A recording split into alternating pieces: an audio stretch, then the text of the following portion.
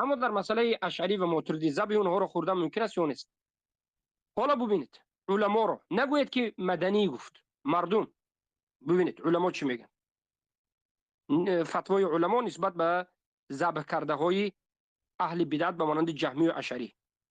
ابو عبد الرحمن قال ابو عبد الرحمن ذكر حسن بن البزار قال واخبرني اسحاق بن ابي عمرو قال قيل لوكيع في ذبائح الجهميه قال لا توكل هم مرتدون. از ذبح جهمی ها پرسیدن، وکیع گفتند که نه، ذبح اون خورده نمیشد. جهمی های در زمان سلف بوده و اشعری های امروزه عینی هم هستند، عینی هم هستند.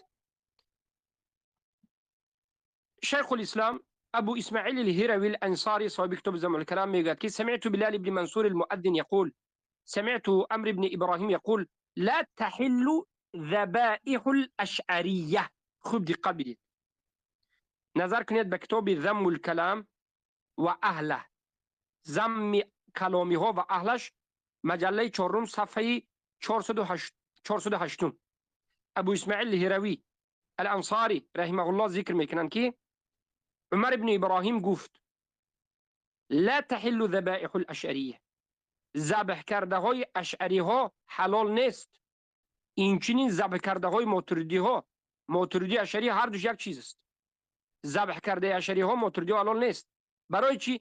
لانهم لیسوا بمسلمین، زیرا که آنها مسلمان نیستند. ولا باهل الكتاب، ولا باهل کتاب، آنها اهل کتاب هم نیستند. ولا یثبتون فی الارض کتاب الله سبحانه و تعالی، و آنها در زمین کتاب الله اثبات نمیکنند. این علما ذبح کرده اشعری ها را حرام کرد. بارک الله فیکم.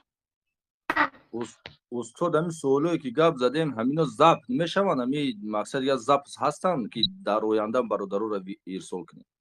البته نه، حالا تسجیل شده ایستاده است. اگر کسی خواهد باید نه جدا میکرد، انا همین جاشه ارسال میکنم ان شاء الله. اگر باشد راهش به نهایت خوب میشه استاد. سوال سوم همین استاد، یک خواهر موحده مادر روس داشت، این دین قبول کردگی است. خواهر مادر روس داشت، مادر از دنیا گذشت، خانه در بین ماند، دو دخترم. همین مولا قطعی خواهر تقسیمات کنن یا نکنن؟ همینجا چی همین سوال چی جواب شد؟ دو دختر است، پدر وفات کردگی است، مادرم وفات کردگی است. بله بله، پدر مادر وفات کردگی مشرک بودن، خواهر مشرک، یک تا موحده دین قبول کردگی در اسلام.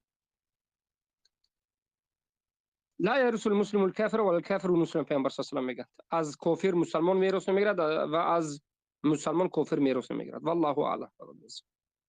زنچه برسونیم که ای مول اینها یگام حقی نداره که اگر آنها در حقیقت کافر مشرک باشند، بله، اما اگر خودشون منتسب به اسلام، آنها خودشون مسلمان گفته می ایستاده باشند و او پدر و مادر لیکن به شکننده های اسلام واقع شده باشند و وفات کرده باشند، این مسئله دیگر است. در اینجا میراث گرفته میتواند. بارک الله فیک. استاد پدر و مادر عروس بودن، مثال غیر دین بودن؟ نه این بد نمیشد برادر. نه که اگر گفته باشه که بعد مرگم خانه را بر شما توفه میکنم و اسپید نکنه چی؟ هم خیلی سوال بوده.